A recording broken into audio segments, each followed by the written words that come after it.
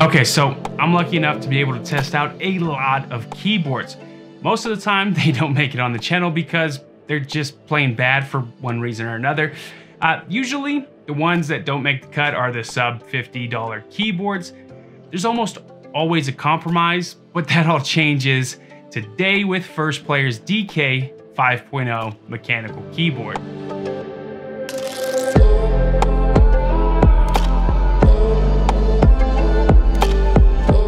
GVGmall.com is a great website that offers loads of different keys. They actually have some of the cheapest Windows 10 Pro keys that I've seen, around $16. However, use code YM18 at checkout and you're going to receive 18% off your order, and this brings the total price to under $14 before fees and taxes. You can check out PayPal so you know it's secure, and it's super simple to buy, view, and activate your Windows 10 key, but it doesn't stop there. They have Steam, Origin, and Uplay CD keys. Console players, they got you too with PSN and Xbox cards. Don't forget to check the link in the description for more info and use code YM18 at checkout.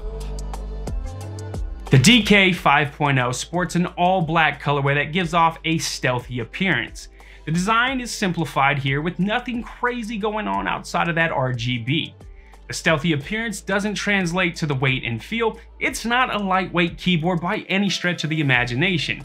This one is definitely a thick boy. We're talking almost 2.5 pounds here. Could easily double as a weapon.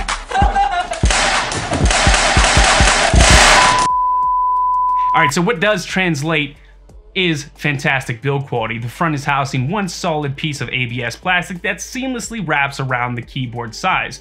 This provides a super solid typing experience. I'm talking zero flex whatsoever, even while mashing pretty hard while gaming.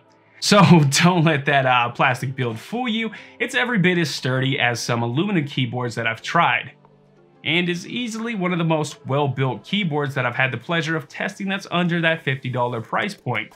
My only nitpick here would be the cable. It's not braided, really wish it was, but I'm 100% willing to overlook that due to the incredible build and price point. Now, a problem we see on a lot of sub $50 keyboards is cheap keycaps.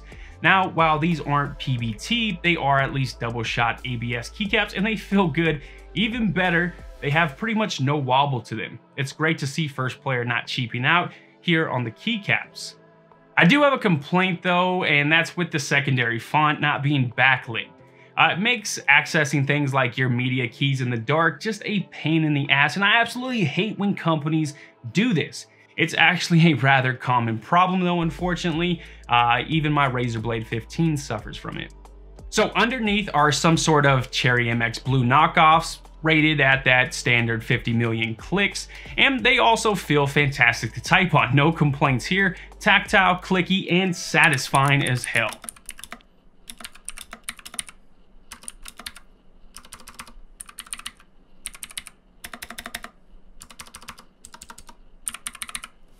Those of you that watch the channel know that I hate gaming on blues. There's no exception here. I'm getting more used to it that I test them out and everything, but blues just still can't touch red or browns in my opinion. And with a name like 1STPLAYER, you think they offer this keyboard with some sort of switches that target gamers more than blues. Full-length key rollovers here as well. On-the-fly macro recording. And I actually have a question for you guys. Do any of you actually use macros? It's a feature that I would never actually use if it weren't for me testing these keyboards. Now, you RGB are gonna be happy here. You've got 13 different lighting effects to choose from with loads of different colors, and all this can be changed on the fly with the FN key in combination with some of the contextual keys. If you crave a bit more, you can download some software to allow you to further customize your keyboard. Now, I have to say, all in all, for a sub $50 keyboard, this thing packs in a ton.